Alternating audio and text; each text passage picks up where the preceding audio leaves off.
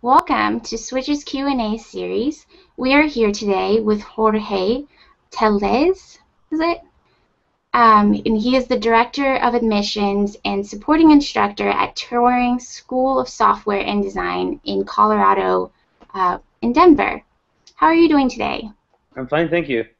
Great. Can you tell us about how Turing School began, and what role do you play in it? Yeah, so Turing is actually our third program. We started with Hunger Academy and with G School, and then we decided to start our third program.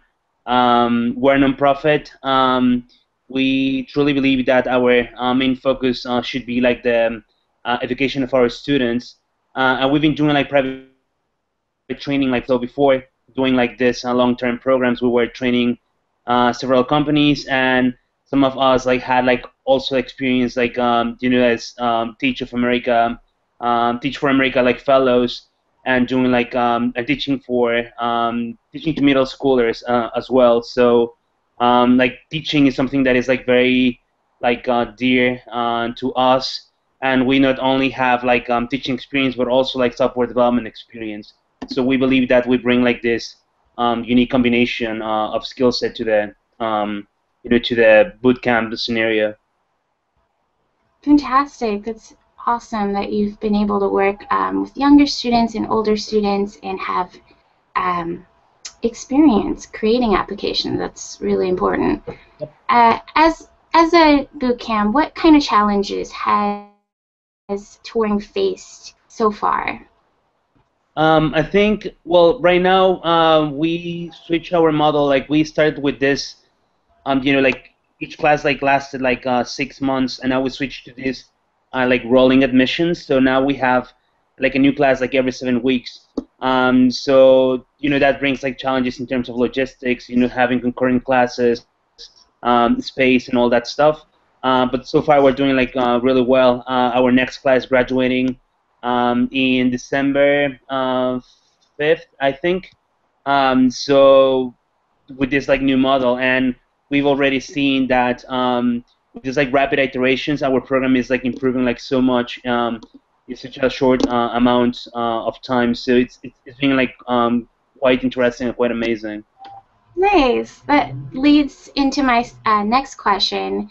What kind of successes have you seen? I know that you're also instructing. Can you tell us about some of the students that you've been really proud of and what sort of accomplishments they've gone through? Yeah, so the good thing is like since we changed like the model, like being this our third iteration, we made like a lot of improvements in our like first module.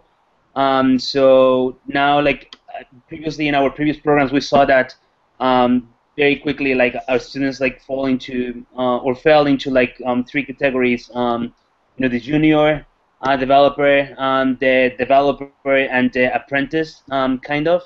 But now we've seen like a shift towards like junior developers and developers. So like we no longer have like lots of students that fall into like the apprenticeship category. In terms of like the students that have or the successes that we've had, we really, I mean, like we're really proud of all of our students. However, like they bring like unique backgrounds. So we had like, for example, like a pastry chef that didn't go to college at all, and she's one of our like top students. We had like like former like school teachers. We had like veterans. We had like guys that worked at Lowe's or Home Depot like building stuff. And it's really amazing that like they are able to pretty much like change the outcome of their lives. Like getting to like a different income bracket and making like this amazing like or having like this amazing impact. So yeah, like we're really proud of them all. That's amazing, and congratulations to your newest graduates. Thank you. What kind of plans and dreams do you have for touring? I guess in your role in the entire establishment. Yeah, so right now actually we're working on some financing options. So we started with this partnership with Upstart to provide like some financing to some of our students. We want to, like to get like more options as well to make it like more affordable. So the various entry are lower. We're also like we're starting to think about like new programs as well. So being one of them like front-end developer or mobile developer. So we want to like get into Swift now that that thing is this new programming language that Apple released that is it's amazing. It's way better than Objective C. So we have like other like programs starting like next year. So we're starting to think about those as well. Nice. Do you have any advice for potential students who are looking to go into touring? How should they prepare? Yeah. So I mean, like the main thing is that you really want if you want just to become like a manager or just like do like maybe like a startup or something or not pay like present maybe like our program is not the best fit because our training is like very intense, very serious. It's like 7 month long, so it's like longer than other boot camps. So it's for people who want to become like serious like software developers. um, so just give it a try. Try Code Academy, Treehouse, all those sites, and if you feel that that's what you want to be doing, like like on a daily basis, then our program is the best option. We think to prepare you getting into that world. If you want just to become like you just to be able to understand like developers and such, maybe like shorter programs are like a better investment for you. Nice. Do you have any advice for people who are starting a boot camp or starting to teach, programming? Yeah, I think like so we believe that you have to have like some sort of empathy, in the sense of like understand like what a beginner or the challenges that that a beginner might face. It's very like common if you are already like a developer or you've been a developer for a while that you totally forget that at some point you were like very uncomfortable with the terminal or how internet works or things like that. Um, so just like that empathy is like very important to understand that that everyone was like a beginner at a certain point. And I think like with that we always have to be like in touch with the beginners. That's why we have like these community nights every like 2 weeks, so we don't lose like ground, or like don't lose like touch with reality of what like a beginner like the challenges that a beginner might face. So yeah, like, and we think that you might be like a really good developer, but if you're not a good teacher, then you won't be able to transfer that knowledge as well. So you can be you can be like a good like basketball player. You can be like Kobe Bryant, but if you are not a good coach, then that doesn't mean that you're gonna be able to like teach like kids how to become like like NBA stars. So that's why we focus really like on both things as well. That's true. I've had a few college professors that have done great research but aren't necessarily the best instructors. Yeah. So empathy is definitely key to instructing. Hmm. Can you tell us a bit about the community nights? What does that involve? Yeah. So we have like this. Well, like Turing has like this very like social, inclusive mission. We really want to change the landscape of the traditional like development world. So we are bringing like people with non-traditional like like CS backgrounds, or we want to really increase the ratio, the female to man like ratio. Like different like gender orientations, different like ethnicities, national origins. Like we want to really like bring like this diversity into our environment. So community nights is one of the venues that we use to do so. So we want well, like every 2 weeks, like we open our doors to everyone who wants to come and learn like a new skill. So we do like very introductory like courses like CSS, jQuery, HTML, Swift, things that will allow you to get a little bit of taste of what like programming is. Um, Hoping that that will like entice you into pursuing such a career. And so far, like it's pretty cool to see like people or didn't consider like becoming like developers before to actually like um, after like one of those nights, like be able to like build like little things, or actually like even like join touring. So that's pretty cool, I think. That sounds really fun, especially with having all these different backgrounds come together and learning something new. Hmm. Yeah, Um, and the good thing is like like all these experiences and backgrounds, like at the end, like you're gonna be building for people, and solving like people's problems. So all these backgrounds actually like enrich like the conversations that you have with other developers, and you will start like building software that was not like built before. Like if you come, let's say, from I don't know, like a bartender background, maybe you're gonna be like able to build like software for the service industry or restaurants or retail or something like that.